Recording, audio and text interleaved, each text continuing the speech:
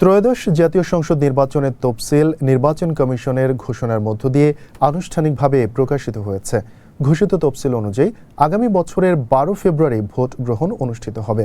আজ বৃহস্পতিবার সন্ধ্যা 6টায় প্রধান নির্বাচন কমিশনার এএমএম নাসির উদ্দিন গণভবনে রেকর্ড করা ভাষণের মধ্য দিয়ে এই তফসিল ঘোষণা করেন। এবারের নির্বাচনের বিশেষ দিক হল জাতীয় নির্বাচনের দিনই একই সঙ্গে গণভোটও অনুষ্ঠিত হওয়া। নির্বাচন কমিশন ইতোমধ্যেই সমগ্র প্রস্তুতি সম্পর্কে প্রধান উপদেষ্টা অধ্যাপক ডক্টর মোহাম্মদ ইউনূসকে অবহিত করেছেন।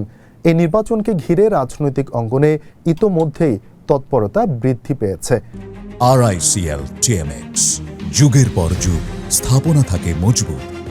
বিএনপি, জামায়াত ইসলামী, এনসিপি সহ 50টির বেশি নিবন্ধিত রাজনৈতিক দল নির্বাচনে অংশ নিচ্ছে বলে জানা গেছে। কয়েকটি দল তাদের প্রার্থীও ঘোষণা করেছে। নির্বাচন কমিশনের কর্মকর্তারা জানান, সিইসি তার ভাষণে নির্বাচনের তারিখ, মনোনয়নপত্র জমা দেওয়ার শেষ দিন, যাচাই বাছাইয়ের সময়সূচি এবং প্রতীক বরাদ্দের দিনক্ষণ ঘোষণা করেছেন। ঘোষিত তফসিল অনুযায়ী আগ্রহী প্রার্থীদের মনোনয়নপত্র জমা দেওয়ার জন্য নির্দিষ্ট সময় বেঁধে দেওয়া হয়েছে।